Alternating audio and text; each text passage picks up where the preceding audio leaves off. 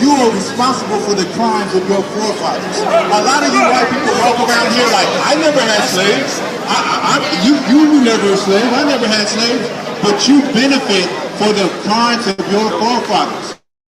The reason why you're able to walk around and enjoy Hollywood is because your fathers had to kill. They had to rape and they had to murder innocent people for you to have that opportunity. Does it make sense? Fight it! The Lord hates Esau. And if you so-called white people, you are descended from a man named Esau in the Bible. I think you better learn your history, okay? You are the original caveman. And this is the original caveman that you see right here. The original. I'm in a hell of a hole. Was never expected to grow. Just obstacle set in the road. That a result of me selling my soul. The story I'm telling is cold, but yet it's what everyone knows. The white man's the devil is known. America was never a home. Only a place of captivity, safe facility, hating, disfiguring me. They claim that I'm lazy, be killing me. Maybe this slavery draining my energy. As a young black man, I feel that I have an obligation to my race of people. Not to no other race or no other nationality. Just to black people. As a young black man, I feel that I have an obligation to my race of people. Not to no other race or no other nationality, just to black people. But there's so many lies that we believe and so many doctrines within doctrines in the Christian church. Like they say, plead the blood of Jesus. What the hell does that mean? The prophets of the Lord are being rose up again in this time period to bring back the Lord's chosen people. That's and right. To stand on our feet and be those people again. That your ancestors wasn't junkies. They wasn't getting high and, you know what I mean, hating one another and killing one another. You know why? Because they was being killed by the slave master. They wasn't, your ancestors had a different mindset. And if you really think about it, our ancestors were stronger than us and they were better than us. You know why? Because they knew they had an enemy and they knew who their enemy was. Today, black people don't know who your enemy is. How the hell you think we got this truth? The I.S.U.P.K didn't come out of thin air. This truth comes from slaves, remembering that they were the children of Israel. We are the children of God. And if you don't understand it yet, you will understand it. We will bring it to you. We will get it through your brain that you are God's chosen people. And there is no dream. There is no thing. There is no success without learning who you are as a people.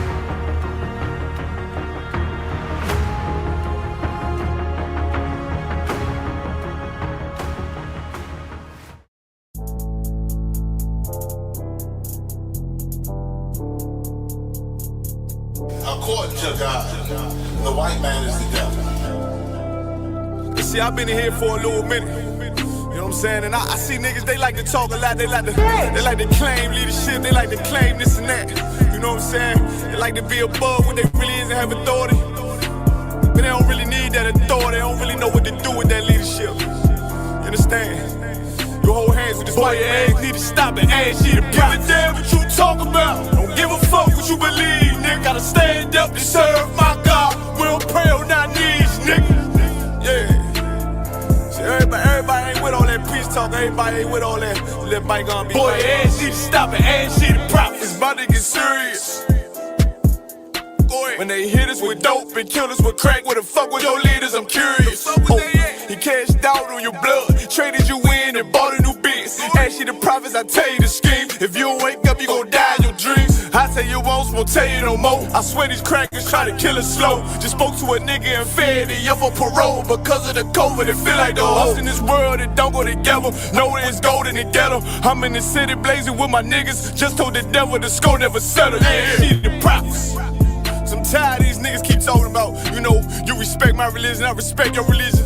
Boy, your ass need to stop it, ass see the props. You know, like we all come together. Cause you know, they say God so loved the world. God so loved the world, and boy, your ass need to stop it, ass see the props. Don't give a damn what you talk about. Don't give a fuck what you believe, nigga. Gotta stand up to serve my God. We don't pray on our knees, nigga. Yeah. Hey, gentlemen, y'all, we don't pray on our knees, nigga. Gotta stand up. You know what I'm saying? Boy, your ass need to stop it, ass shit. Oh, I'm with step, I'm solid for show. For the fake niggas, stay silent, I got it, let's go, let's go. I ain't taking no loss, I ain't no token when we got the flow. I ain't no peace, just play with your own. I'ma be loyal to the right arm, tell him we can't keep it slave. And I can never let bygone be bygone. Got your baby mother on high, got your baby pass through the fire. Ain't she the prophets, that baby soul belong to the Lord. How dare you abort it, devil will fail you, bitch, I can afford it. I prepare slaughter, you bring me my water. Push your leaders weak, let them lies slip through their teeth. Their ass need to stop it, ass see the prophets. That's just the reality, Christians. I'm sorry to hurt your feelings. Hey, what's good with y'all? Let's clap it up. Clap it up. I'm Preaching Officer the Walker Bar. This is the I.S.U.P.K. and the Commander in YAHANNA in Southern California. I'm Preaching Officer 5000 the Walker Bar under Captain Gadalhar. And we're going to get back to what we were talking about. We were going over Joseph last week. And there's some things that I left out. There's some things we didn't cover. There's some things that I wanted to go over. So let's get Genesis 44, chapter 44. Get a little bit more insight to Israel, Jacob, and our forefathers starting out in the land of Egypt. Book of Genesis, chapter 44, verse 1. Let me know if we give me a one if people in the chat. Give me a one if you can hear me and the brother.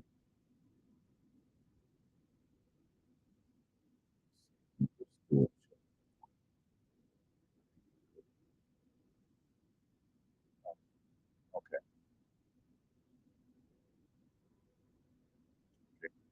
The book of Genesis, chapter 44, verse 1. He commanded the steward of his house, saying, fill the men's sacks with food, as much as they can carry. Put every man's money in his sack's mouth. Verse 2. And put my cup, the silver cup, in the sack's mouth of the youngest. So if we could, I don't think. Let me see. Probably can go back a little further so we can get. And I know I should have went over this last week when we went over the story. So for time's sake, I was like blazing through it. Let me see.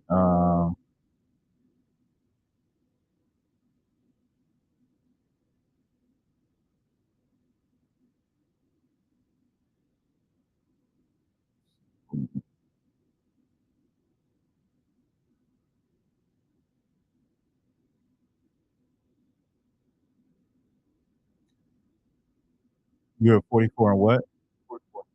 44 and 2. Let me just.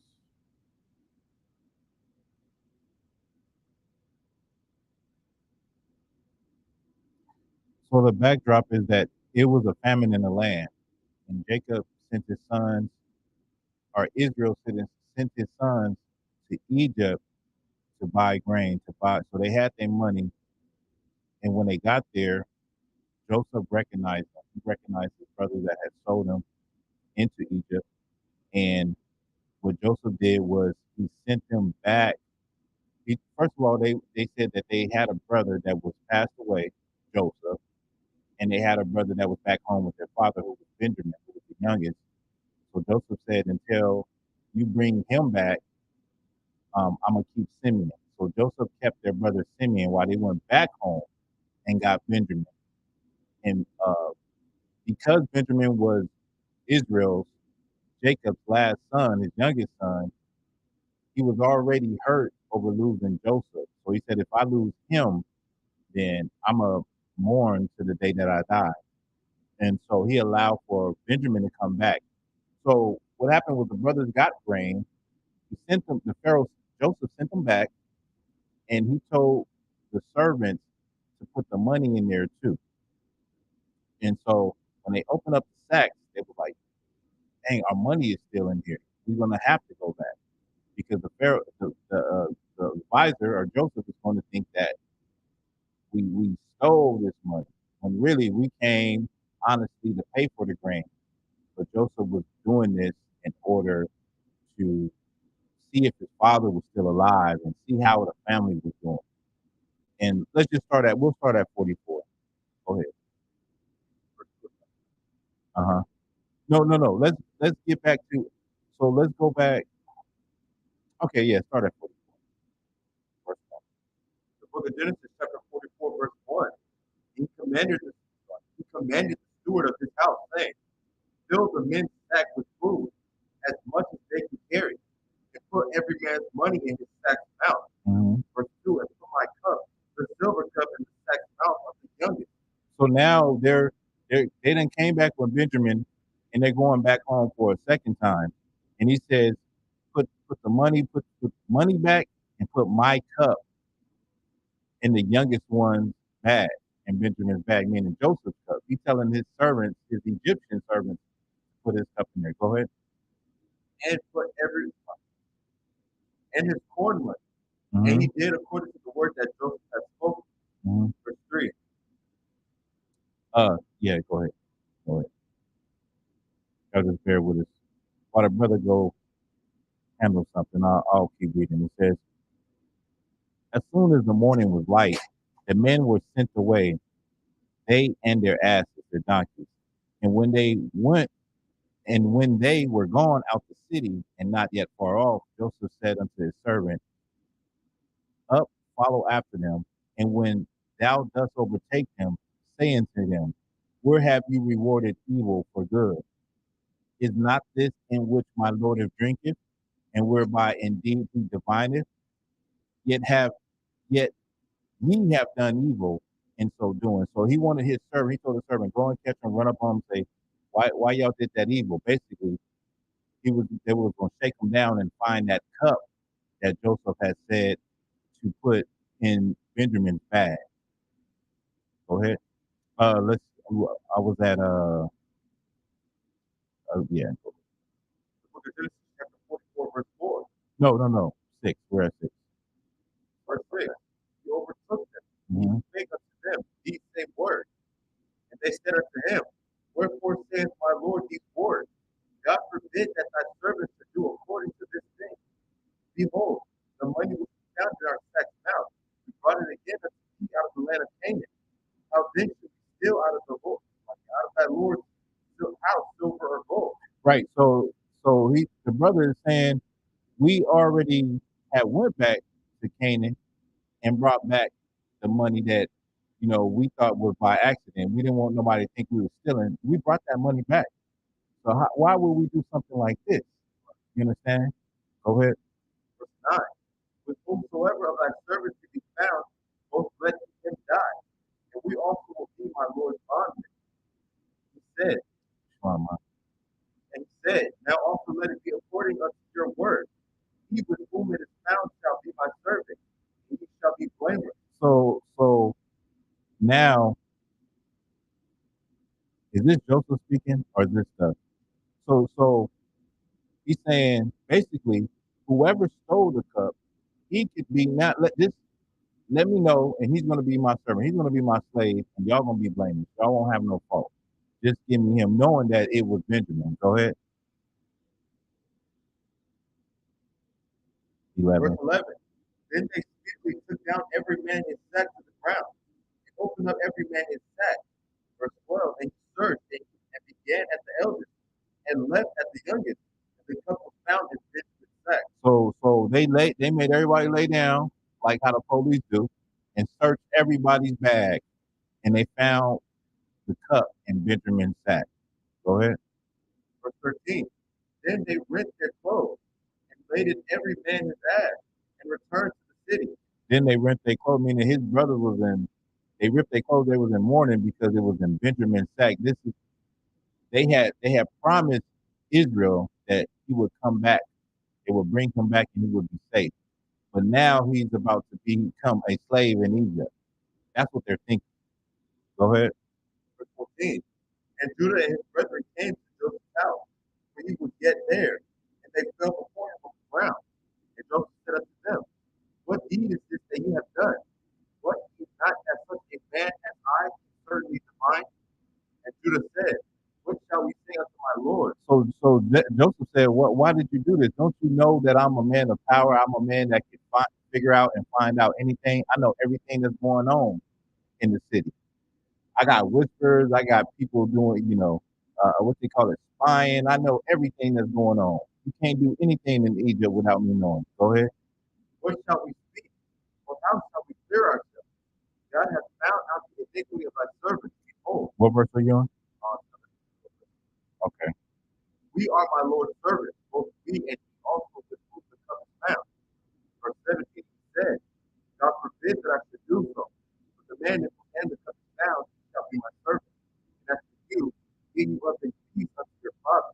So Joseph is playing this game. He knows these are his brothers, but he's saying the man that cup was found, he's gonna be my slave. And y'all get on, go back home to your father. Go ahead. Verse 15. Then Judah came near unto him and said, O my Lord, let thy servant, I pray thee, speak a word in my Lord's ear, and let not thine anger burn against thy servant, for thou art even as Pharaoh. My Lord, ask his servant, saying, Have ye a father or a brother? And we said unto Wait, hold on. Lord, Let's send this slight echo.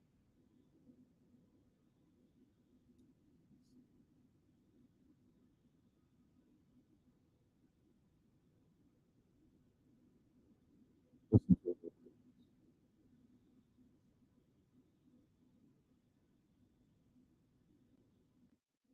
What about now?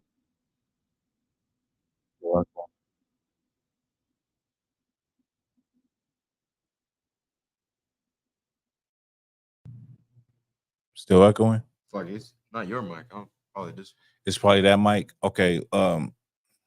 Let's just. Oh no, it's too loud now. It's to WAP now. What does sound like now, y'all?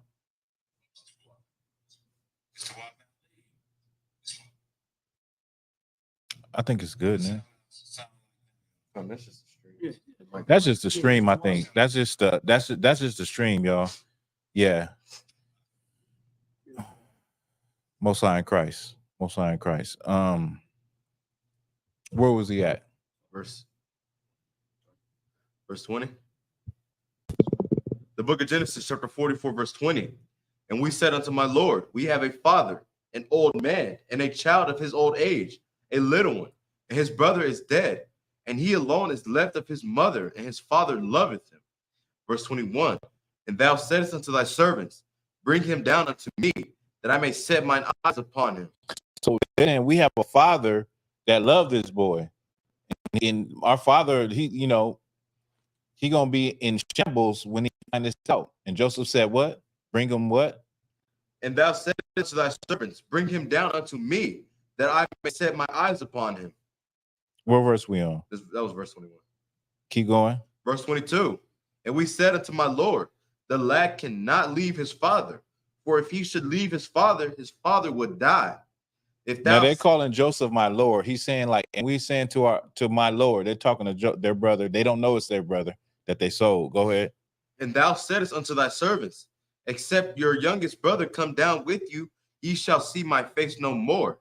And it came to pass, when we camped up unto thy servant my father, we told him the words of my Lord. So they said they're giving him the story. They're basically telling them, what just happened when he first sent them down to bring Benjamin back. And they went and told their father how the Pharaoh wanted Benjamin to come, but Jacob loved Benjamin so much, they pledged and they promised that they will make sure that Benjamin gets back safe. But now they stressed out because now it looks like Benjamin is about to be a slave to Joseph, but to Pharaoh, but they don't know Joseph is running this play. Go ahead. Verse 23. And it came to pass when we came up unto thy servant my father, we told him the words of my Lord. And our father said, Go again and buy us a little food. And we said, We cannot go down if our youngest brother be with us. Then will we go down, for we may not see the man's face. Okay, now skip down. Let's skip down to 31. Because like what I just said is what all of these verses is. They're recanting to Joseph like everything that they went and told their father, the whole reason why they brought him up, and how their father feels about his last youngest son, right? Because Jacob was torn, he was messed up after they said that when they brought, what did they do? They, go ahead. What did they do to Joseph? They sold him into slavery. They sold him into slavery, and then what did they do? They lied and said that some beast devoured him. They took his coat, they dipped it in blood, and they took it back to their father, so that he would automatically think, oh, some wild beast tore him apart. He's gone. And he said, I'm gonna be heartbroken to the day that I'm that day that I die. And now Benjamin being the youngest, if this happens, if they don't come back with Benjamin, it's gonna be all bad. So now they're recanting this whole story to Pharaoh. Now we start at get verse 31. Oh God. Verse 31. It shall come to pass when he seeth that the lad is not with us, that he will die, and thy servant shall bring down the gray hairs of thy servant of our father with sorrow to the grave. So they saying that when it come to pass, when he see we come back and we don't have Benjamin with us, he gonna die. He gonna go down to sorrow to the grave, heartbroken. Go ahead. Verse 32. For thy servant becomes surety, so like surety for the lad unto my father, saying, If I bring him not unto thee, then I shall bear the blame to my father forever. So this is Judah saying, I will surety, I made a promise to my father that I will bring Benjamin back safe and sure. But now if I come back with him, I'm going to bear that blame to my father. It's going to be on my conscience when I see how sad my father is and how he just wither away and die. Go ahead. Now therefore, I pray thee, let thy servant abide instead of the lad a bondman to my Lord. So Judah said, I'm asking, I'm praying that let me take his place so that he can go back home and I'll be a slave to you. You know what I'm saying? Go ahead. And let the lad go up with his brethren. And let him go back home with his brethren. Go ahead. For how shall I go up to my father and the lad be not with me? Lest peradventure I see the evil that shall come on my father. So that's that. Let's get next chapter. The book of Genesis, chapter 45, verse 1. Then Joseph could not refrain himself before all them that stood by him. And he cried, because every man to go out from me, and there stood no man with him, while Joseph made himself known unto his brethren. So Joseph standing there listening to Judah plead his case for Benjamin. You know, he was already feeling a little emotional seeing his brothers when they first came. Remember, when they first came, Joseph had to go into another room and he wept for a little bit. Then he came back, but he had to be strict with his brothers because he didn't want them to know that, you know, who he was. I mean, they didn't recognize him because remember, Joseph, when he was raised to a high position, he dressed like an Egyptian. He looked like an Egyptian. It says that he shaved his face. So he would not technically have looked like his ancestors. You know what I mean? But read that from the top again. Come. The book of Genesis, chapter 45, verse 1. Then Joseph could not refrain himself before all them that stood by him. Joseph couldn't hold it in anymore after hearing about his father, who he loved so much. Go ahead. And he cried, caused every man to go out from me. He told every man to get out the room. Go ahead. And there stood no man with him, while Joseph made himself known unto his brethren. So it was just Joseph and his brothers, and he made himself known. Keep going. Verse 2. And he wept aloud, and the Egyptians in the house of Pharaoh heard. And Joseph wept aloud. He cried aloud, and the servants that he had heard it, the Egyptians. Go ahead. And Joseph said unto his brethren, I am Joseph. Doth my father yet live? He said, I'm Joseph. Is my father still alive? Go ahead. And his brethren could not answer him, for they were troubled at his presence. They didn't understand it. They were troubled at his presence. They were kids. What would it say? Joseph was 17 years old. They sold him. Now he's a grown man. This is years later. They never seen them again. They sold them off to some Arabians, to some Arabs. They seen some Ishmaelites come and sold Joseph off. So they're troubled that even it's like a ghost from the past standing in front of them. Go ahead. And Joseph said unto his brethren, come near to me, I pray you. And they came near, and he said, I am Joseph your brother, whom ye sold into Egypt. Now therefore be not grieved, nor angry with yourselves, that ye sold me hither, for God did send me before you to preserve life. Now Joseph said, I'm your brother who you sold, but don't be troubled, don't be grieved, don't be, all in your thoughts and consciousness, like, damn, we effed up. He said, because the Lord had a plan for me. And remember, Joseph had those dreams. The whole reason he was sold is because he had those dreams, and they didn't like those dreams. He said, my dream is, I had a dream of, we all had a sheaf, and all of y'all sheaves came around about me and bowed down and worshiped me. They didn't like that. Then he had another dream. I can't remember the dream, with everybody in the family. He told his father said, so what, me and your mom and everybody's supposed to bow down to you? And see, and then now here's the dream coming true, where he's second in charge of all of Egypt, and his brothers is coming to get food because of a famine. Now he has the power to change their whole life, and the Lord put him in that position. Read it again. Come on. Verse 4. And Joseph said unto his brethren, come near to me, I pray you. And they came near. And he said, I am Joseph your brother, whom ye sold into Egypt. Now therefore be not grieved, nor angry with yourselves, that ye sold me hither, for God did send me before you to preserve life. The Lord sent him before his brothers to preserve life. They feel like, damn, we sold our bro. We sold our bro. We sold one of our little brothers.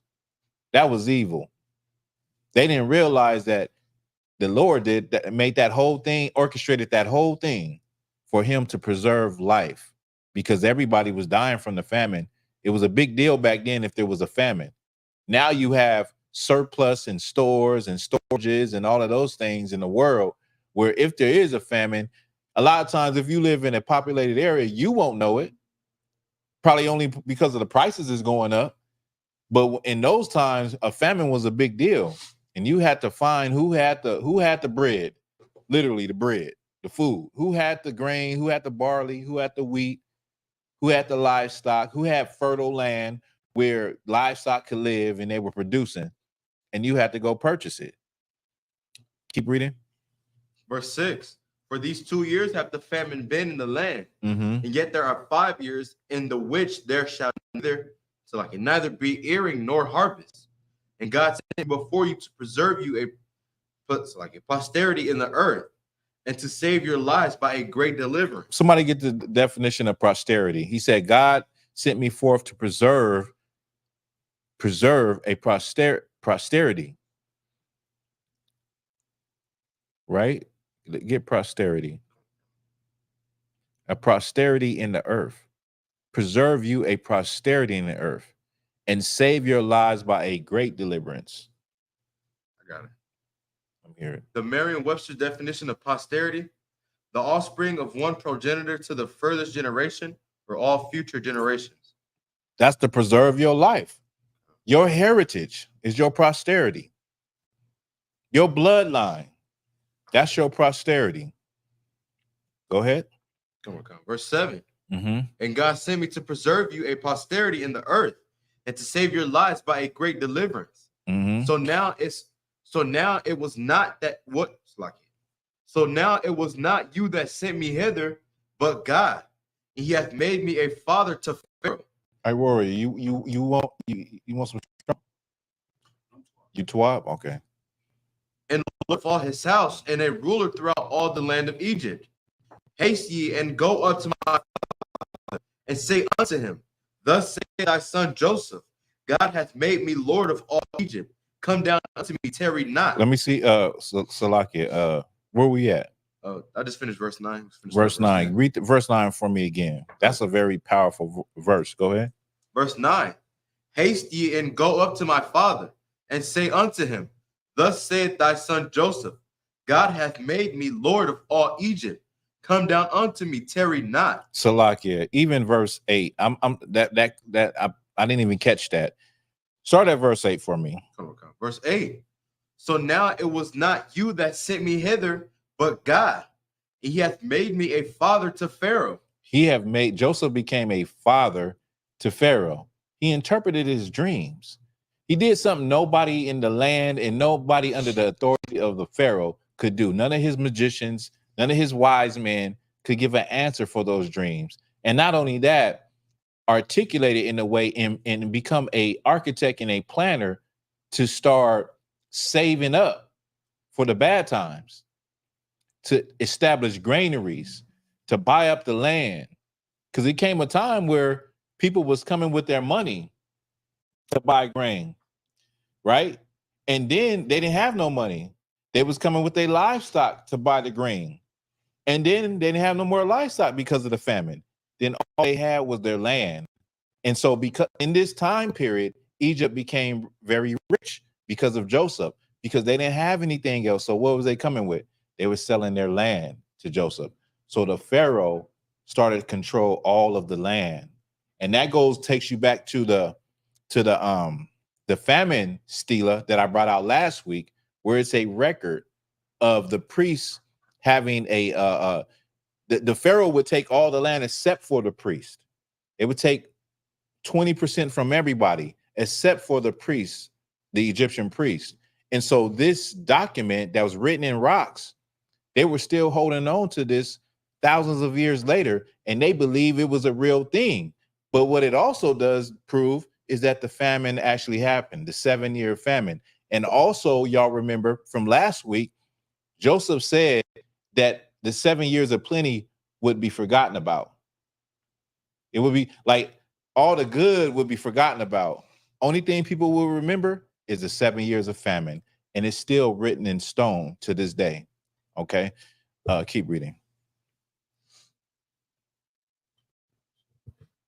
Verse 9.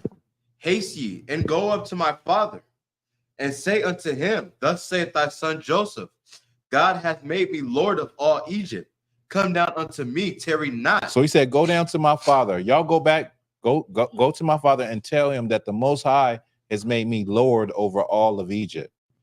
An Israelite, a shepherd, somebody that comes from shepherds has become Lord over all Egypt.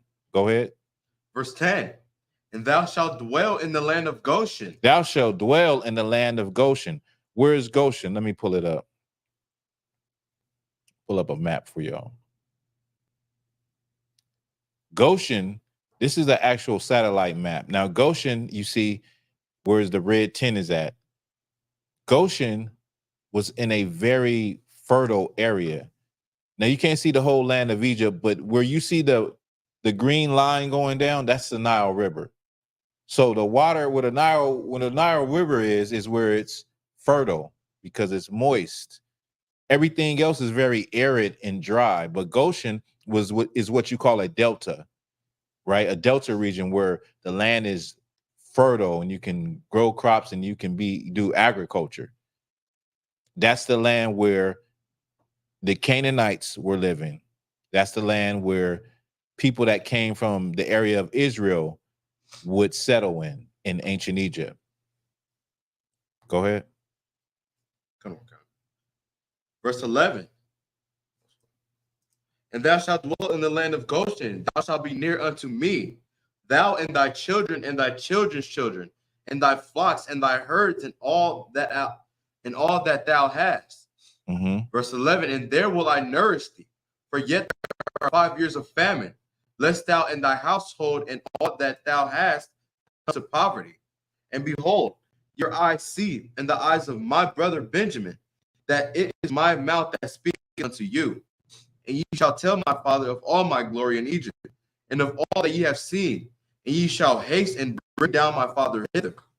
And he fell upon his brother Benjamin's neck and wept, and Benjamin wept upon his neck. Moreover, he kissed all his brethren and wept upon them. And after that, his brethren talked with him. Now, now I have to say this, that was verse 15.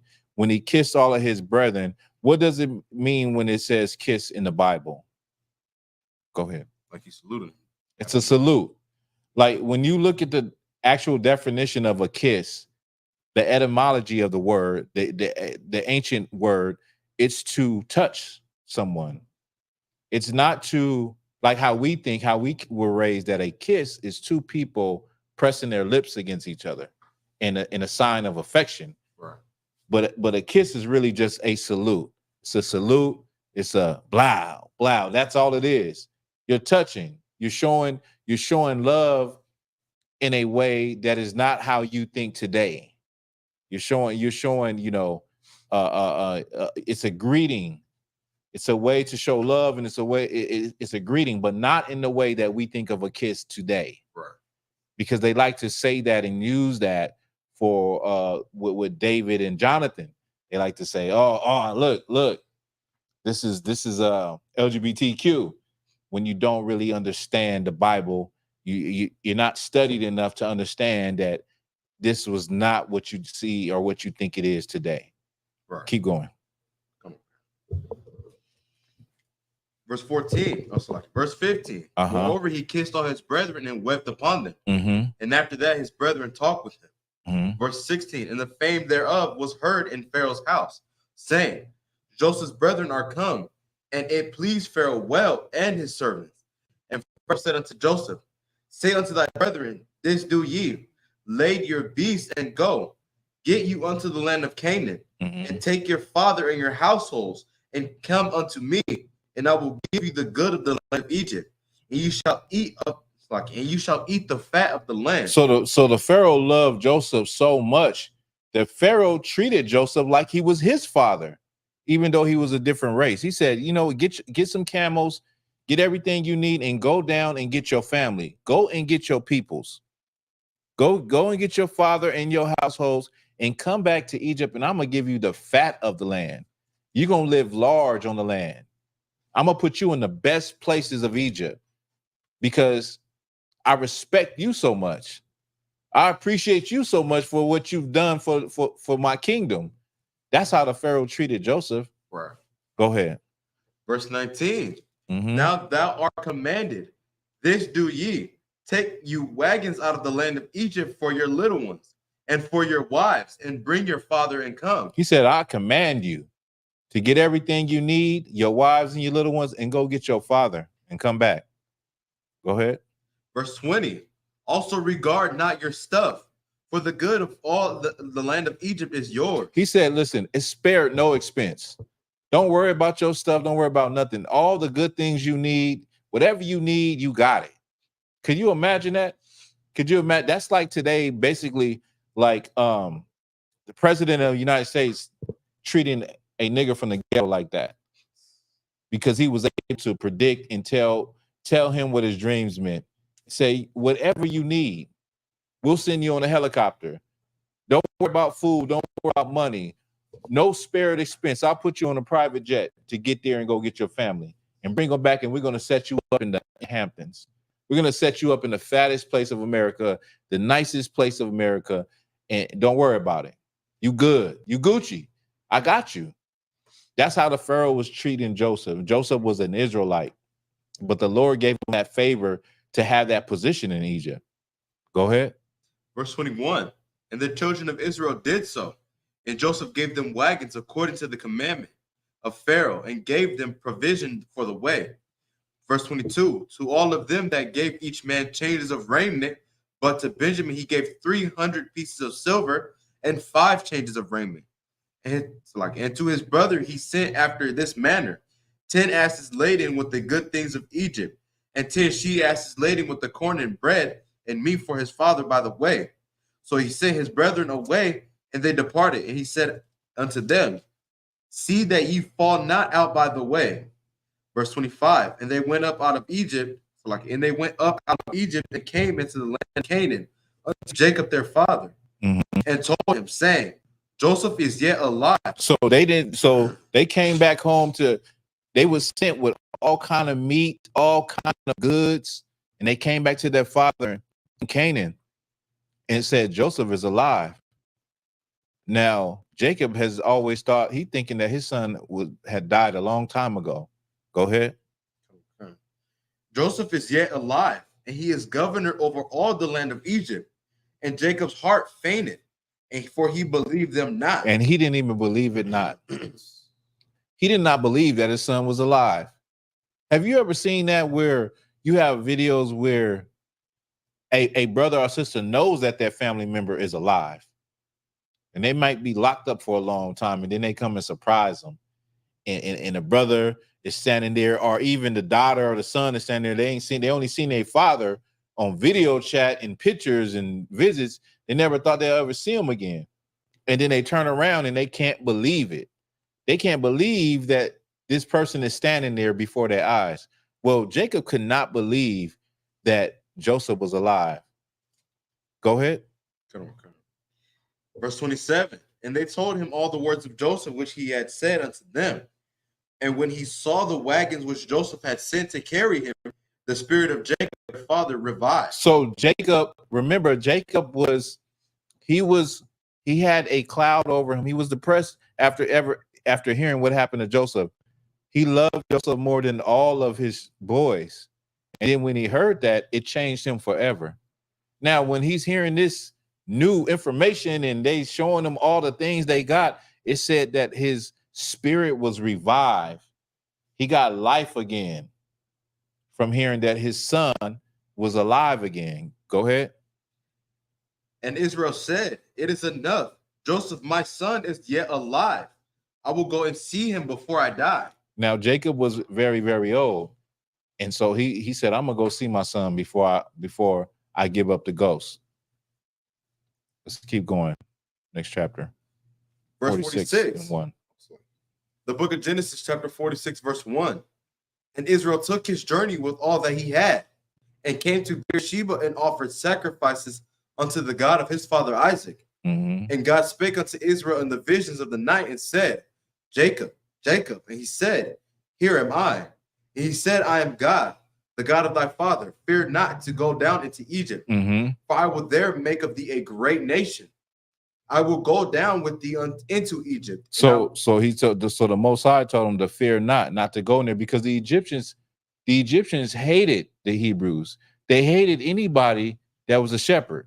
They thought it was detestable to even be around you. So it's just a miracle that Joseph was raised to such a high stature in Egypt. Go ahead. Verse 4, I will go down with thee into Egypt, and I will also surely bring thee up again. And Joseph shall put his hand upon thine eyes. And Jacob, so he said, I will bring you into Egypt, and I will also surely bring thee up again, and Joseph shall put his hand upon thy eyes. He said, Joseph will close your eyes with his own hands. Meaning, I'm going to bring you here to see Joseph again, and you're going to die in this place, but it will be Joseph that will close your eyes. Okay, go ahead. Verse 5. And Jacob rose from Beersheba, and the sons of Israel carried Jacob their father, and their little ones, and their wives, in the wagons which Pharaoh had sent to carry him. Verse 6. And they took their cattle and their goods, which they had gotten in the land of Canaan, and came into Egypt, Jacob and all his seed with him, his sons and his sons' sons, and his sons' sons with him, his daughters and his sons' daughters, and all his seed brought he with him into Egypt. And these are the name of the children of Israel which came into Egypt. Jacob. You can skip down to 21. Verse 21. So like it, not 21. 26. Verse 26. All the souls that came with Jacob into Egypt, which came out of his loins, besides Jacob's sons, wives, all the souls were 76. 70 souls, right? And the sons of Joseph, which were born to him, which were born him in Egypt, were 2 souls. All the souls of the house of Jacob, which came into Egypt, were 70. So like it, 70 altogether. Go ahead. Verse 28. And he sent Judah before him unto Joseph, to direct his face unto Goshen. They came into the land of Goshen, and Joseph made ready his chariot, and went up to meet Israel his father to Goshen, and presented himself unto him. And he fell on his neck and wept on his neck a good while. So when he fell on his neck, he leaned on his father, and he cried for a good while. Go ahead. And Israel said unto Joseph, Now let me die, since I have seen thy face, because thou art yet alive. And Joseph said unto his brethren, And unto his father's house I will go up, and show Pharaoh, and say unto him, My brethren and my father's house, which were in the land of Canaan, are come unto me. And the men are shepherds, for their trade hath been to feed the cattle. Mm-hmm. And they have brought their flocks and their herds, and all that they have. And it shall come to pass, when Pharaoh shall call you, and shall say, What is your occupation? That ye shall say, Thy servants' trade hath been about cattle from our youth, even until now, both we and also our fathers, that we may dwell in the land of Goshen, for every shepherd is an abomination unto the Egyptians. So he said, so Joseph told his father, when you go, you say to Pharaoh that you are a shepherd, and that's what you've been doing, and all your forefathers have been doing. Verse 34 tells you that shepherds were an abomination to the Egyptians. The Egyptians did not like shepherds. They did not, unless they needed them for work, or unless they needed them to show them what a dream meant. Yeah, they needed them for that. It's the same here in this world. They don't really need you for nothing after slavery. They don't really need us, but except that we can build up their Shalom, Lord Christ, except that we can build up their nation, and we can make them prosper even more, and not help ourselves. Let's get let me see. Let's get 47 and 1. The book of Genesis, chapter 47, verse 1. Then Joseph came and told Pharaoh and said, My father and my brethren and their flocks and their herds and all that they have are come out of the land of Canaan. And behold, they are in the land of Goshen. He took some of his brethren, even 5 men, and presented them unto Pharaoh. And Pharaoh said unto his brethren, What is your occupation? And they said unto Pharaoh, Thy servants are shepherds, both we and also our fathers. So Pharaoh asked him, What is your occupation? Go ahead. Verse 4, they said moreover unto Pharaoh, For to sojourn in the land are we come, for thy servants have no pasture for their flock, for the famine is sore in the land of Canaan. Now therefore we pray thee, let thy servants dwell in the land of Goshen. And Pharaoh spake unto Joseph, saying, Thy father and thy brethren are come unto thee. The land of Egypt is before thee. In the best of the land, make thy father and brethren go to dwell in the land of Goshen. So Pharaoh said, make your, they're telling you what was the best part of Egypt. I told you earlier, but right here, read it from the top again. They're telling you what was the best part of Egypt. Verse 6, the land of Egypt is before thee. In the best of the land, make thy father and thy and brethren to dwell in the land of Goshen. In the land of Goshen. You know, the best part of any land is the land that's close to water. Now, this is a delta. There's deltas. It's the Mississippi Delta.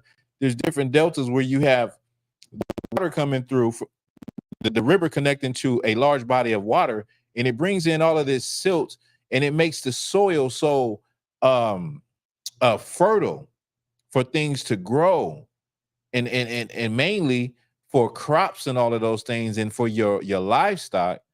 It's the best. It's considered the best land anywhere.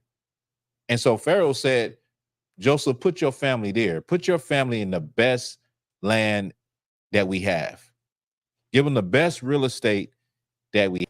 Let them dwell. And if thou knowest any man of activity among them, then make them rulers over my cattle. And Joseph brought in Jacob his father and set him before Pharaoh, and Jacob blessed Pharaoh. And Pharaoh said unto Jacob, How old art thou? And Jacob said unto Pharaoh, Jacob blessed the Pharaoh. Our forefather Israel blessed the Pharaoh. And the Pharaoh said, How old are you? Go ahead. And Jacob said unto Pharaoh, The days of the years of my pilgrimage are 130 years. 130 years old. Go ahead. Few and evil have the days of the years of my life been, and have not attained unto the days of the years of my life, my fathers, in the days of their pilgrimage. So Jacob gave credit to his forefathers in their pilgrimage. Go ahead. Verse 10. Jacob blessed Pharaoh and went out from before Pharaoh. And Joseph placed his father and his brethren and gave them a possession in the land of Egypt, in the best of the land, in the land of Ramses, as Pharaoh commanded.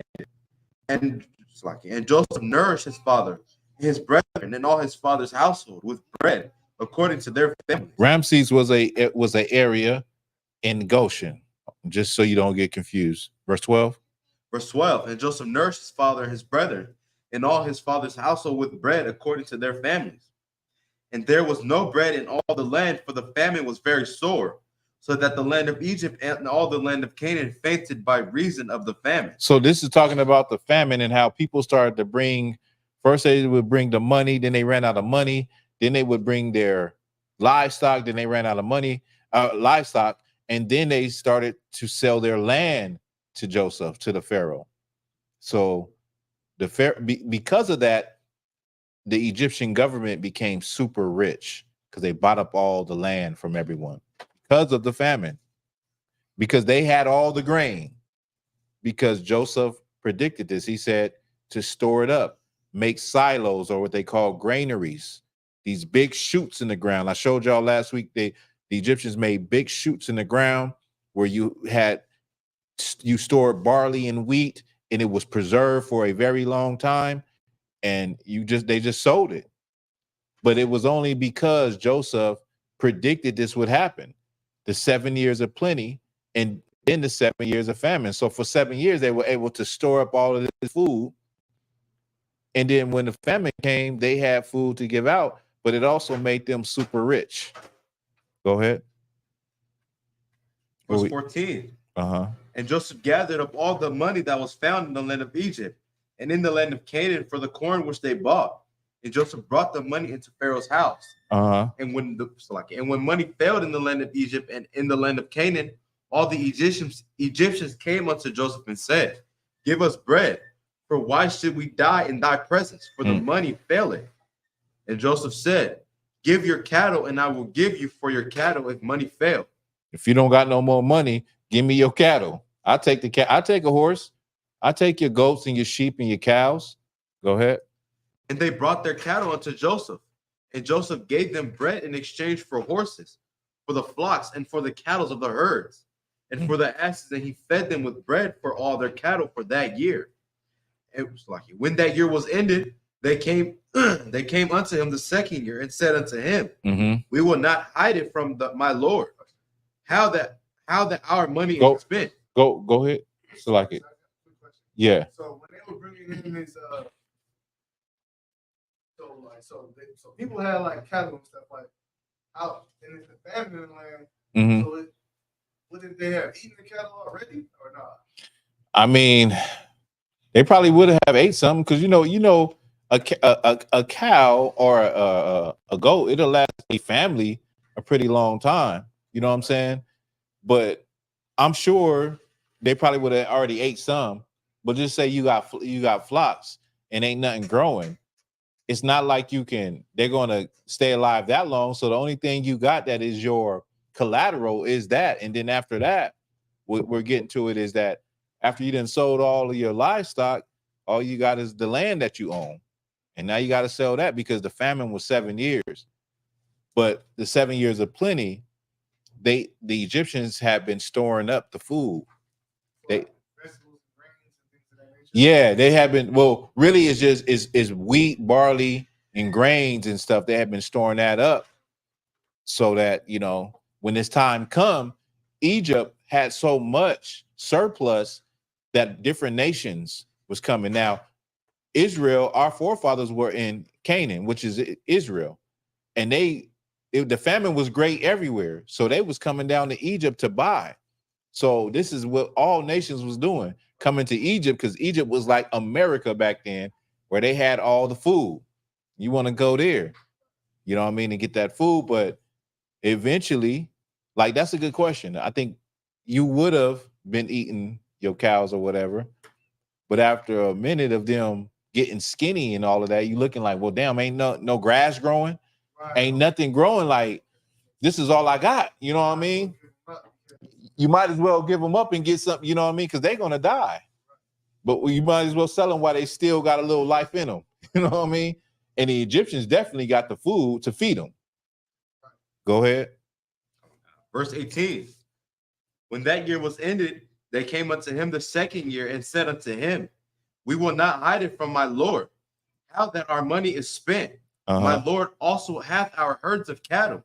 There is not aught left in the sight of my Lord, but our bodies and our lands.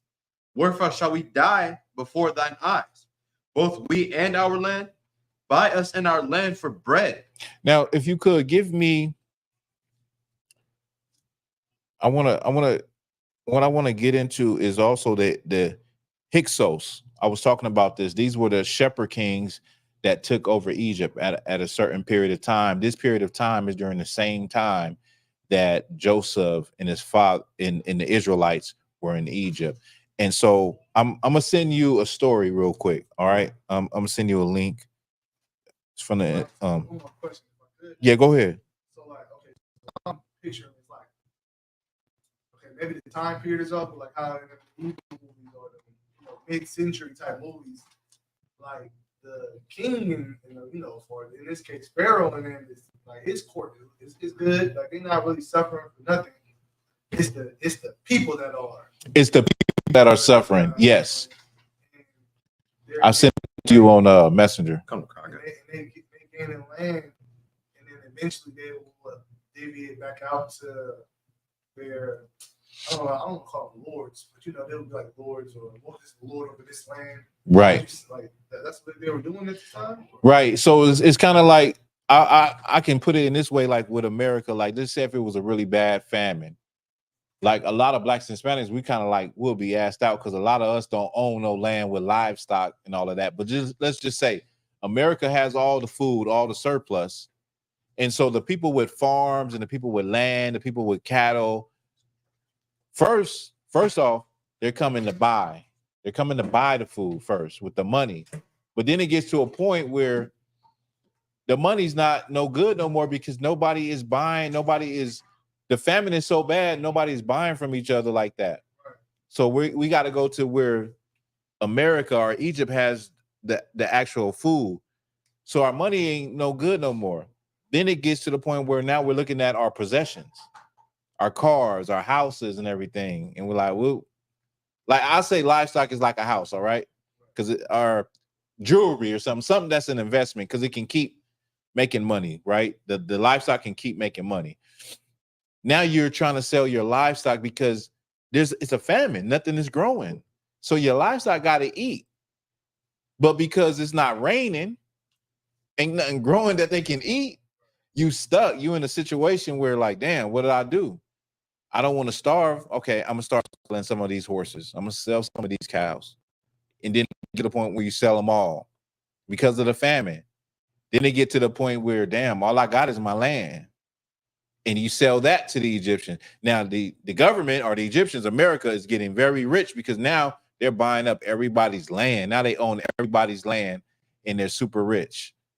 And so what was you saying? I forgot the point in your question you was asking. Were they stockholding like government buying up all this land? The government buying up all this land at that time to like divvy it back out later on to their particular people. To like the Egyptians? Yeah, so like I would imagine the government buy this plot of land. Yeah. They're going to put somebody they want overcharge of that land. Right, and then they'll later sell it for a higher price so to someone else that can afford it. Yeah. Yeah, definitely. Definitely. That's how they became. That's because they say during this period of Joseph, Egypt became very rich because it bought up all the land. So it was independent landowners in ancient Egypt, like it's independent landowners in America. And all the land got bought up. So the Egyptian government or the crown had all the power and all the wealth because now they own all the land. I can lease some land out to you, rent some land out to somebody. You know what I'm saying? Like it was independent people. Go ahead. Other countries, like neighboring. No, these are Egyptians. These are Egyptians, but people from other lands because the famine was so great. The famine was in ancient Egypt. The famine was in Israel, in those areas of what we know today as the Middle East, Saudi Arabia, and all those places. And all nations was coming to Egypt for that grain. But the reason why Egypt had the grain was because the Lord blessed Joseph to be able to tell the dream, foretell the dream, and tell the Pharaoh it's going to be 7 years of plenty and 7 years of famine. So store up.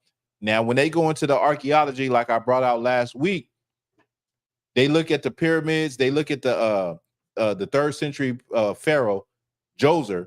His pyramid complex during the time when Joseph would have lived is filled with large silos in the ground, like big, giant chutes in the ground that would have held a lot of grain. And so it was set up to where nations could come in, buy their grain, and go back out to their country. And so it was a very smart ploy, but it was because of the Lord. It was because of Joseph that the Egyptians were able to accomplish that and do that. And during that time, they became extremely rich. And not only that, during that time, remember, they didn't like the Pharaoh, they didn't like shepherds.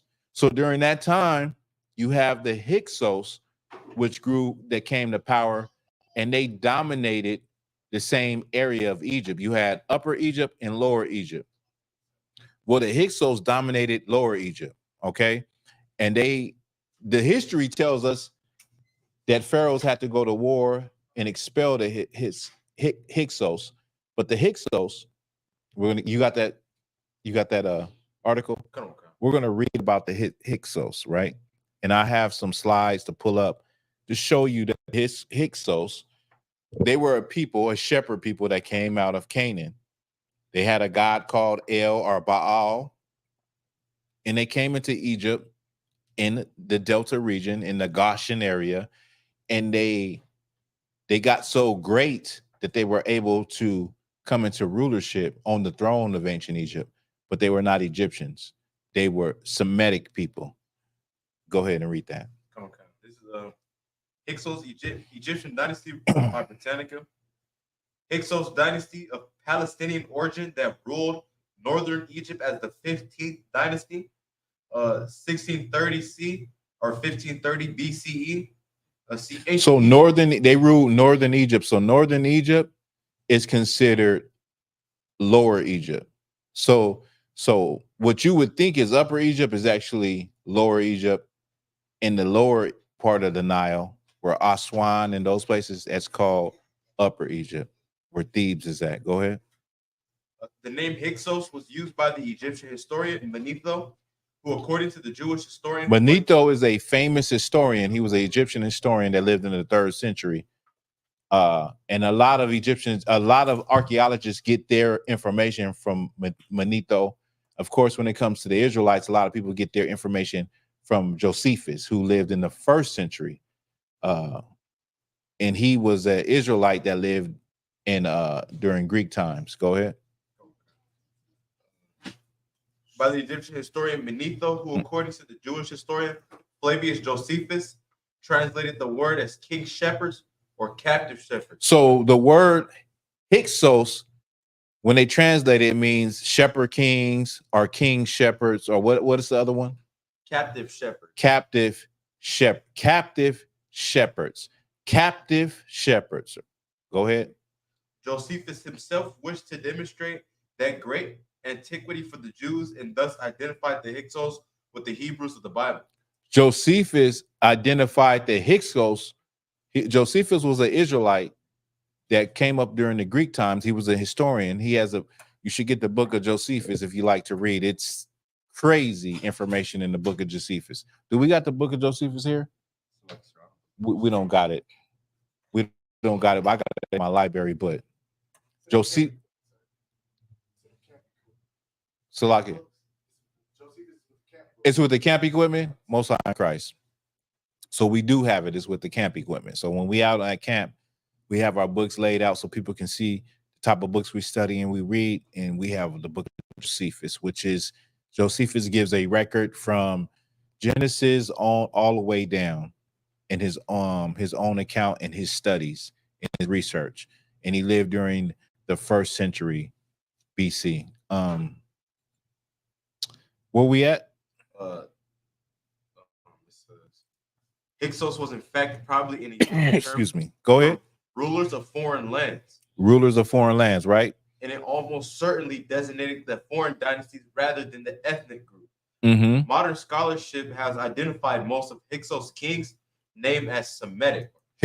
So Hyksos, when they look at the Hyksos, they had Shemitic names. Now these are sculptures of the Hyksos when they was on the throne in Lower Egypt, in the area of Goshen. Okay. These are images of the Hyksos. They made Sphinx themselves, and history says that they came from the land of Canaan, and because they grew so strong in the land of Canaan, in the land of Canaan, and then they grew so strong in the area of the Delta of Goshen in Egypt, they were able to overpower and take the throne and come to rulership. Okay, go ahead. Come on. The rise of the Hyksos kings in Egypt was made possibly by an influx of immigrants from Palestine into Egypt, beginning about. They calling it Palestine. But in ancient times it was Canaan, and then later it became Israel. Today they call it Palestine again. They call part of it Palestine and a part of it Israel, but it's really all Israel. Go ahead. By an influx of immigrants made possible by an influx of immigrants from Palestine. This is another image of the Hyksos. Well, it's one of the same images, but it has a striking similarity to Gadite type brothers with the headband and the way the hair is. But these were the shepherd kings that came into power during the time of Joseph, during the dates in the time period of when Joseph was on the throne. These people came into power in ancient Egypt and was ruling. Go ahead. Beginning about the 18th century BCE, the immigrants brought with them new technologies, including the horse and chariot. They brought the horse and the chariot to ancient Egypt. Go ahead. The compound bow. The compound bow. Go ahead. And improved metal weapons. So they brought technology to ancient Egypt. Go ahead. Most of them settled in the eastern portion of the Nile Delta, which they achieved a dominant role in trade with Western Asia. Archaeological excavations. This is also an image of the Hyksos. Go ahead. This is on the wall. This is on the. They was also called retinue. Retinue are the Hyksos, people from the area of Canaan. Are they Asiatics? The term. Go ahead. I remember YAHANNA saying something about this. Khan. This was us. This was us. Khan. Khan. I look at it like say Hyksos. So Hyksos, right? Because I get tongue tied when I try to say the word, but Hyksos. Definitely. Now these are from two different tombs. One, the first on the left is from the tomb of Sobek Hotep in the 18th dynasty during the time of our people. And the other one is called Abishai, the Hyksos, the tomb of Kunum Hotep II. And then you have another one right here with a Hyksos with his the loop earring, the beard. This is the phenotype of the Semitic people. And these are the people that were during the time of Joseph in ancient Egypt. And so they don't look like no fake Jews to me. They don't look like the people that is in Israel today. You know what I mean? These people definitely had woolly hair, wore braids. They wore tunics of multiple colors, just like Joseph. Remember, his father gave him a coat of many colors.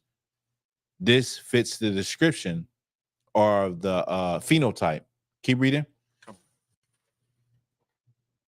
Most of them settled in the eastern portion of the Nile Delta, where they achieved a dominant role in trade with Western Asia. Archaeological excavations in the area have revealed a Canaanite-style temple, Palestinian-type burials. It's like a burial. Skip down to Amos, the first.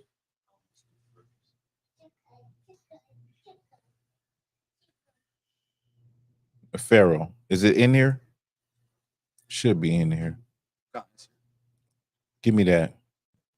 It says the Theban revolt spread northward under Kamos about 1521.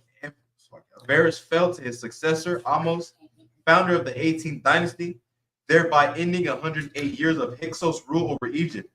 Although vilified in some Egyptian texts, the Hyksos had ruled as pharaohs and were listed as legitimate kings in the Turin Papyrus. So it says that, so the Hyksos was considered legitimate kings. Joseph was considered a legitimate king. The Bible doesn't cover this history. The Bible doesn't cover the history after Joseph. The Bible starts, and we'll get to it in Exodus chapter 1, with a pharaoh that did not know Joseph. It ends with Joseph. What we were just reading is we were reading when Israel, our forefather, came into Egypt and he was able to settle in there. And I believe Jacob lived in Israel. Jacob lived in Egypt for about 18, 17 years before he died. And then we know in Genesis 49, he blessed all the sons. First, Joseph brought his two sons, Simeon and am I tripping? Simeon and Manasseh? Joseph's two sons, Manasseh and Ephraim. He brought his two sons to meet his father, Jacob, before he was going to die. And Jacob said, these two sons are going to be my sons. And whatever you have after that, that'll be your sons. And that's why Ephraim and Manasseh is a part of the 12 tribes of Israel. But it ends with that. We don't know the history in between after Jacob, Joseph had all of this love from the Pharaoh and all of this favor to Exodus chapter 1, where now we have a Pharaoh that does not know Joseph. Well, this is the Pharaoh in history that did not know Joseph. His name was Amos. He was the first king of the 18th dynasty. He expelled the Hyksos from Egypt and he enslaved the Israelites. Give me Exodus chapter 1.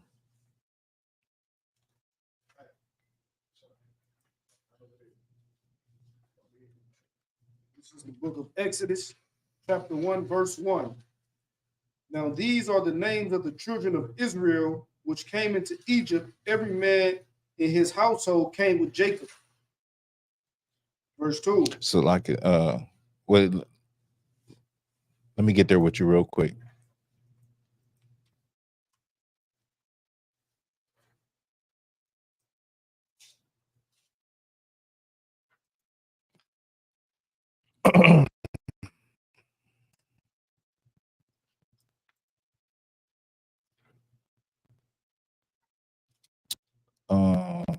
I want you to skip down to verse 8. Mm-hmm. Now these. Verse 7. I'm sorry. No, verse 6. I'm sorry. Dang. This is the book of Exodus, chapter 1, verse 6. And Joseph died, and all his brethren, and all that generation. Verse 7. And the children of Israel was fruitful, and increased abundantly, and multiplied, and waxed exceedingly mighty. And the land was filled with them. And so the children of Israel waxed exceedingly mighty and fruitful in this area. Remember, they was given the land of Goshen. They was given a fertile land. So they was eating good, living good, and they just waxed exceedingly mighty. Go ahead. Verse 8.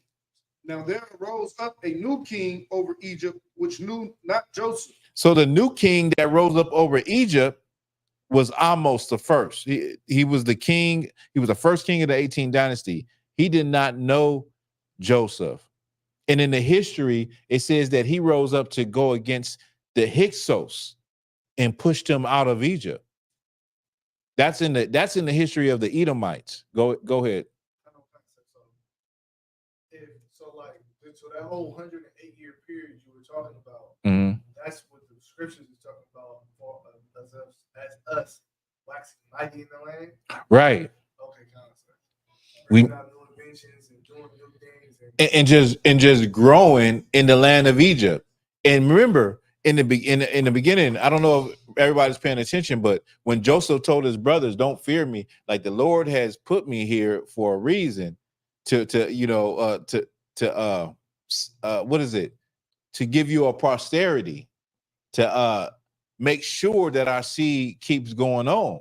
The Lord put me, don't think that because you saw me, it's all bad. No, it's a good thing. The Lord put me in this place. I'm the governor of all of this. I'm the father of Pharaoh. I run this, you know what I'm saying? But when that Pharaoh died, there was a Pharaoh that didn't remember the things that the Israelites, that Joseph and his descendants had gave, what they did for them, how they made them, how they made Egypt so rich because of, you know, storing up for the 7 years of famine. They said, like it says they filled the land. They waxed exceedingly abundant and filled the land. They were everywhere. They were running things. You know what I mean? Like if we was, think about it, they call us minorities, right? They said what? Black people, Hispanic people, black people is 12%. How many? I don't know. What's the number with Hispanic brothers and sisters? What's the percentage they are in America? But I know that white people are like 77% or 71% or something like that. Hispanics are like 14%, right? But imagine if we wax exceedingly and we just grew and grew and grew. They would look at us like, damn, we got to figure out something to get them up out of here. We got to do something about this. You know what I mean? But we're very influential. We're more influential, even though we're like in urban centers. We're in urban areas. We're in urban centers. That's it. You know what I mean? But our people got so strong in ancient Egypt. They said, damn, we got to do something about this. Where were you at? I'm going to read verse 8. Con. And now there arose up a new king over Egypt, which knew not Joseph. There arose up a new king that didn't know Joseph. He didn't know the accomplishments of Joseph and what Joseph did. And that all he knew is that these were shepherds. These were not Egyptians. They are in the land and they are getting stronger and mightier. And I have to do something about this. Well, history says that this was Amos. He had a brother named Kamos who fought against the Hyksos and was defeated. But when he fought, he was able to push the Hyksos back out of Egypt into the land of Canaan, or today Israel. So from that point on, this is where you get the slavery and the oppression of our people in ancient Egypt after this Pharaoh. Okay, keep reading. Verse 9. And he said unto his people, behold, the people of the children of Israel are more and mightier than we. Verse 10. Come on, let us deal wisely with them. Right. Keep going. Lest they multiply, and it come to pass that when they fall out any war, they join also unto our enemies and fight against us, and so get them out of the land.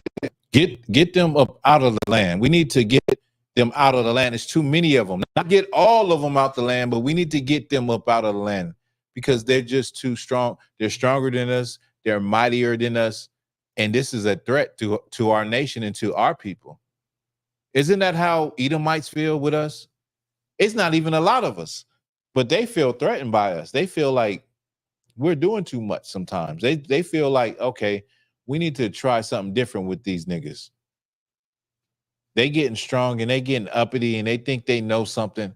We need to remind them who they are. You know what I'm saying? You can drop that. You could drop that. So is there any questions in the room? Any questions when it comes to anything we spoke about or anything off the topic? Anybody in the chat? Just shoot. Go ahead. So like if they're saying like Hyksos was us, so we left. So Joseph brought us into the land with Jacob, 70 souls originally. Then we grew and became the Hyksos, or so-called, and then got kicked out.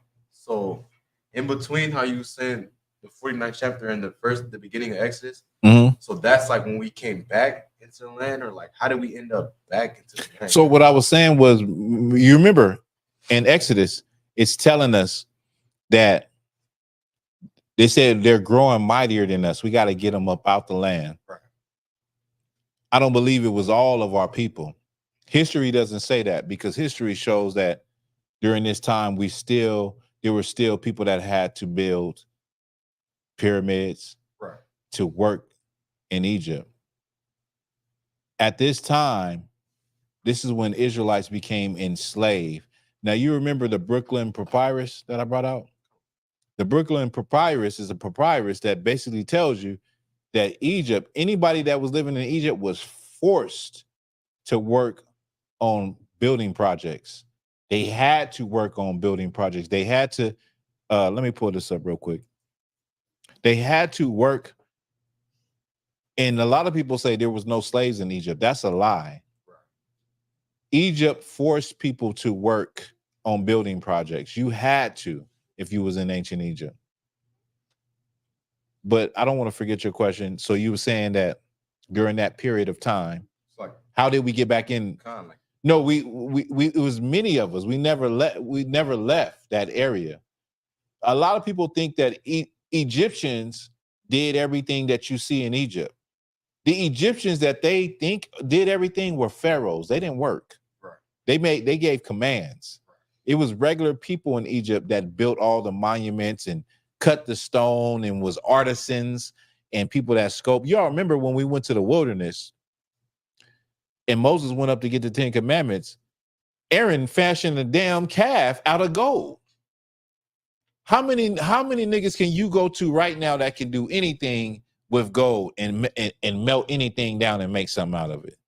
But that's the skill set that we had in ancient Egypt. We had skills. Right. If you was to go back 100 years, you'll have black people that came out of slavery that could build houses, that could do anything that you need them to do, because we did all of the work. We had all the skills. So the same way it was like in ancient Egypt, our people did all of those things that common folk think that Egyptians did. They didn't have slaves. Egyptians would.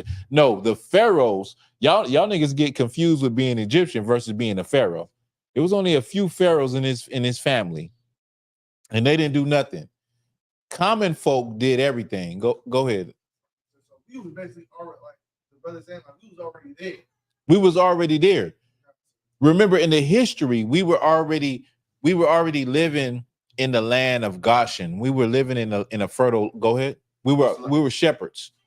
Go ahead. So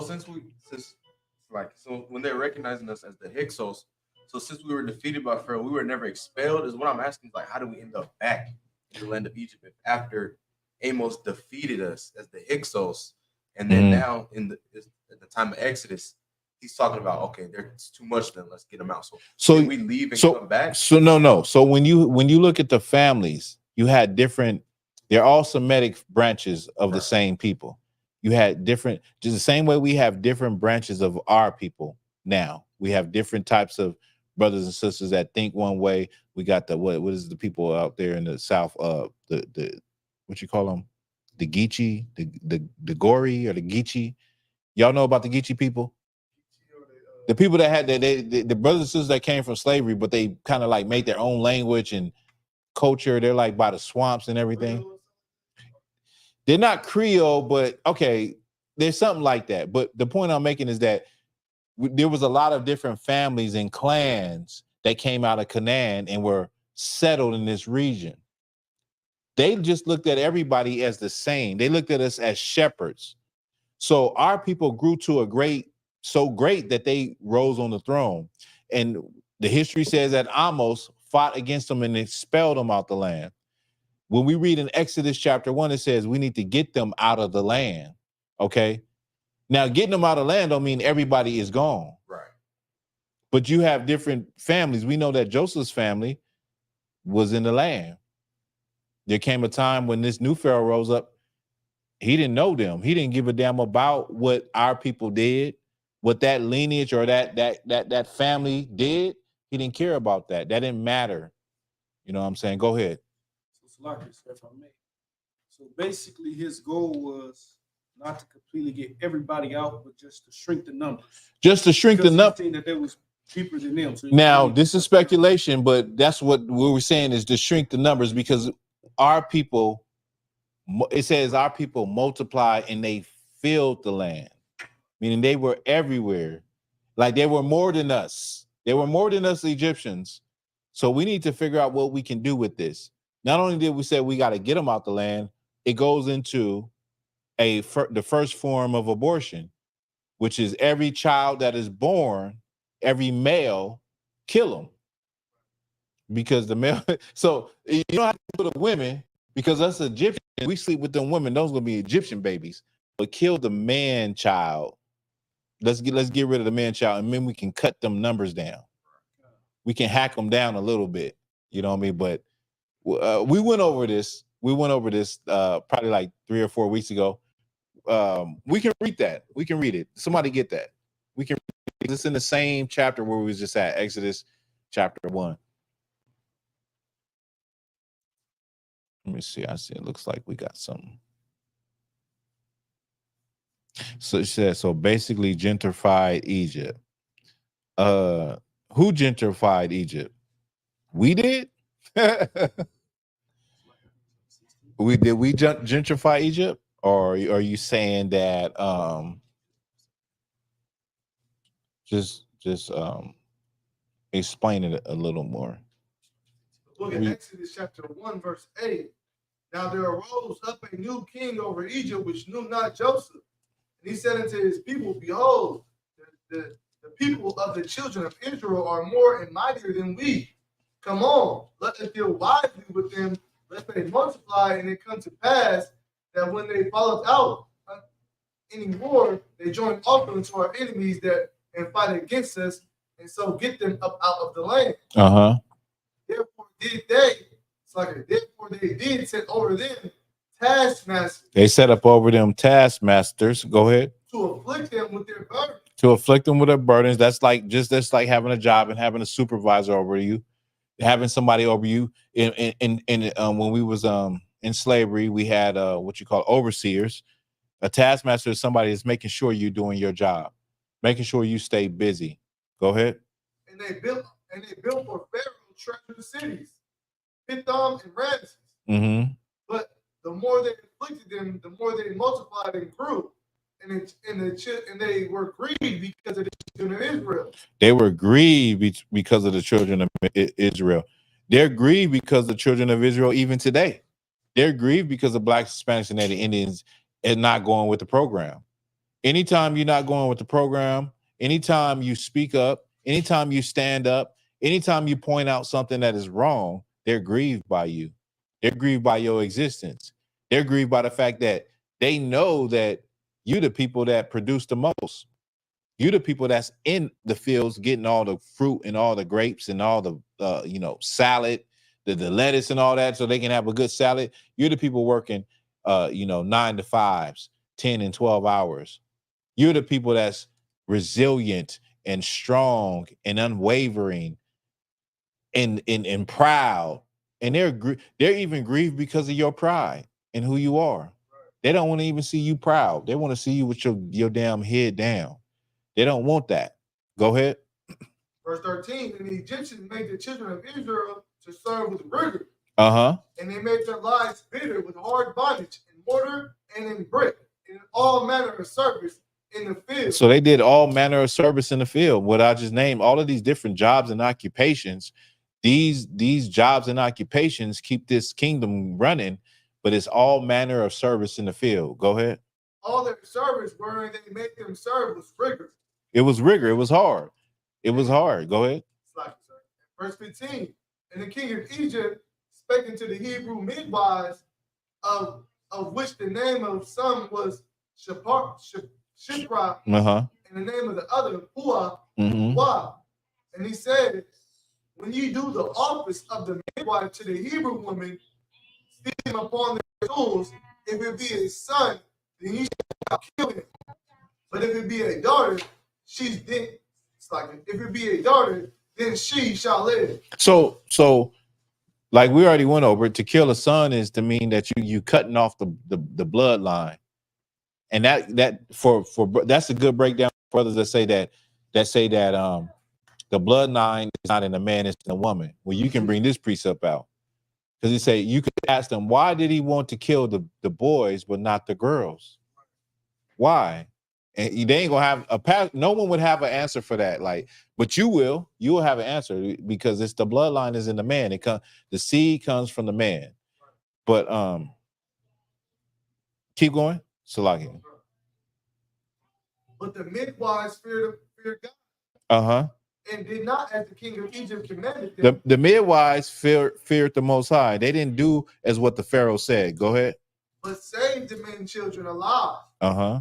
And the king of Egypt called for the midwives and said unto them, why have you done this thing and saved the men and children alive? And the midwives said unto Pharaoh, because the Hebrew women are not as the Egyptian women. The Hebrew women are not as the Egyptian women. Go ahead.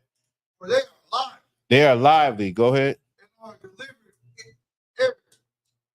The midwives come in unto them. So the midwife said, our women are lively. They not like y'all women. They have the babies before we can even get to them. The midwives, they feared the Lord. And when the Pharaoh asked them, why are you not killing these babies? They said, well, our women are not like your women. They kind of like gave a little excuse. In the fear of the Lord, they said, our women are not like your women. Our women, when they sitting on the stools is like a woman when she would have a baby, she would have a baby how you sit, kind of like how you sit on the toilet. So where the baby comes down with gravity, not how the white man has a woman lay on their back. So when they sitting on the stools is how you sitting with your leg, sitting down like that. And the midwife said basically they have the babies before we hear about it, and by the time we get there, they done already had the baby because they lively. They pushed them things out. They pushed them babies out. That's what they told the Pharaoh, like to not have to kill their people. You know what I mean? But this was a ploy to cut down the numbers, like the brother was asking me, like to cut down the number. Just like abortion is a ploy to cut down the numbers, and they do a good job at it. But if it wasn't for the Lord, we would be extinct right now. I just read a story where the white rhino is gone extinct. The northern white rhino. I don't know if it's true or not, but he said the northern white rhino is officially extinct. The white man is the devil the Bible speaks of. Right. And if it wasn't for the Lord being with us and showing favor unto us so that we could have a posterity and have a heritage, we would be extinct. We would be somewhere in a museum. They have a nigga with his hat to the back and say, oh, this was a hip hop artist standing there. He was a hip hop artist. They would do us wrong too. They put the worst parts of our society in a museum. They have a Nicki Minaj twerking. This was a black woman and her mating call. You know what I'm saying? Like, but that's the point is that if it wasn't for the Lord, we wouldn't have nothing to hold on to. We wouldn't even remember anything because we'd be gone. And it'd be another people saying, oh yeah, we're God's chosen people. You know what I mean?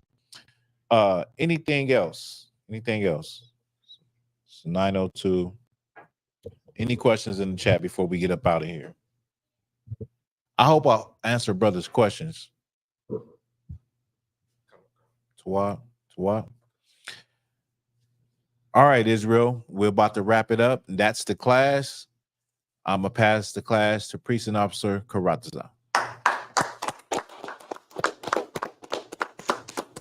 Where we at? Salaki. Where is it at? That's one of those things that we got to sharpen up on, brothers. Brothers, we moving everything. You got it? Most High in Christ.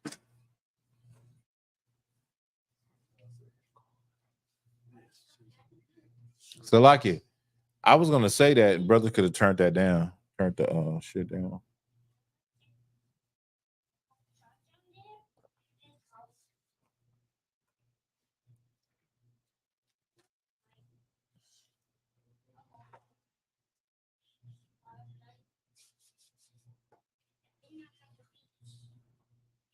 The security announcement is that we are the I.S.U.P.K. Started out at 1 West. Oh yes. I'm so slacking. Yeah, the his Hyksos did gentrify Egypt.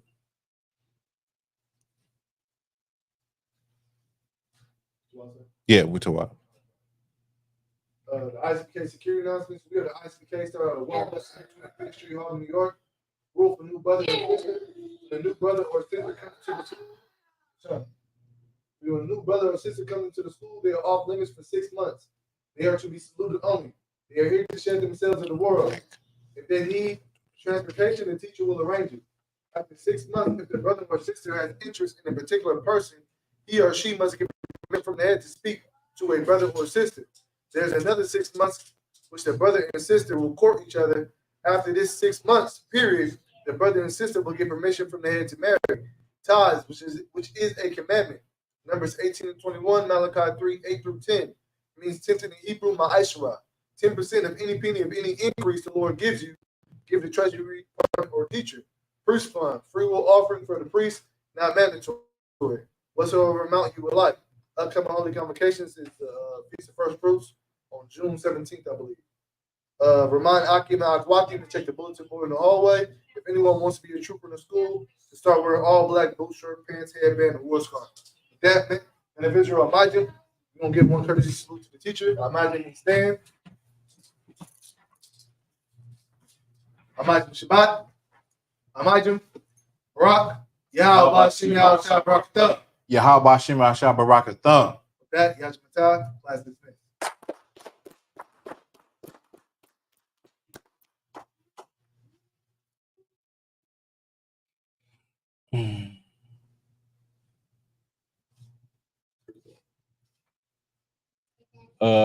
No. Leave it.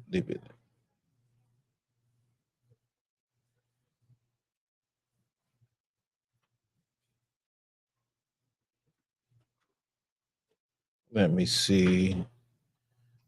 Let me give a shout out.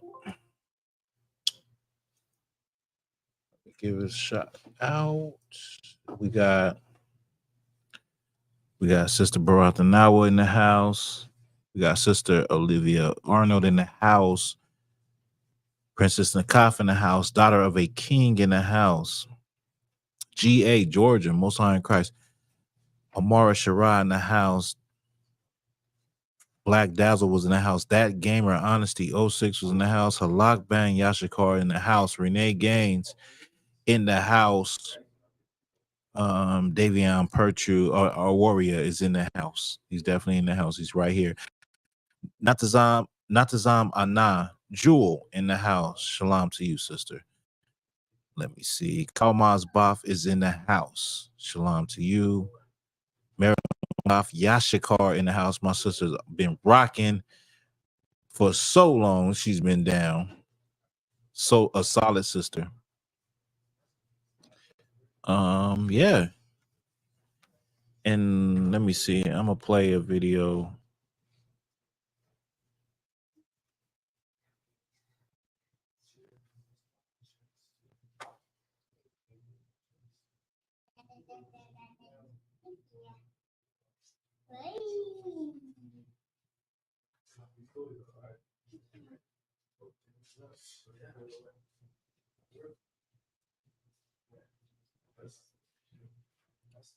Where's the video at? Bruh. I'm looking for this video. Make sure you subscribe to Black Authentic Truth and The Walker Bar on YouTube. The Walker Bar 5K on YouTube. It's lucky. I thought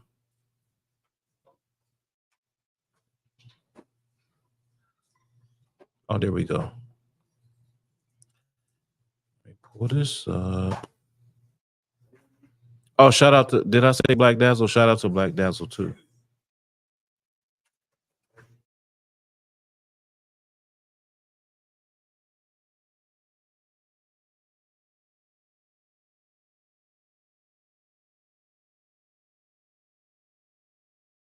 To my race of people, not to no other race or no other nationality, just to black people. But there's so many lies that we believe and so many doctrines within doctrines in the Christian church. Like they say, plead the blood of Jesus. What the hell does that mean? The prophets of the Lord are being rose up again in this time period to bring back the Lord's chosen people and to stand on our feet and be those people again. That your ancestors wasn't junkies. They wasn't getting high and, you know what I mean, hating one another and killing one another. You know why? Because they was being killed by the slave master. They wasn't, your ancestors had a different mindset. And if you really think about it, our ancestors were stronger than us and they were better than us. You know why? Because they knew they had an enemy and they knew who their enemy was. Today, black people don't know who your enemy is. How the hell you think we got this truth? The I.S.U.P.K didn't come out of thin air. This truth comes from slaves, remembering that they were the children of Israel. We are the children of God. And if you don't understand it yet, you will understand it. We will bring it to you. We will get it through your brain that you are God's chosen people. And there is no dream. There is no thing. There is no success without learning who you are as a people.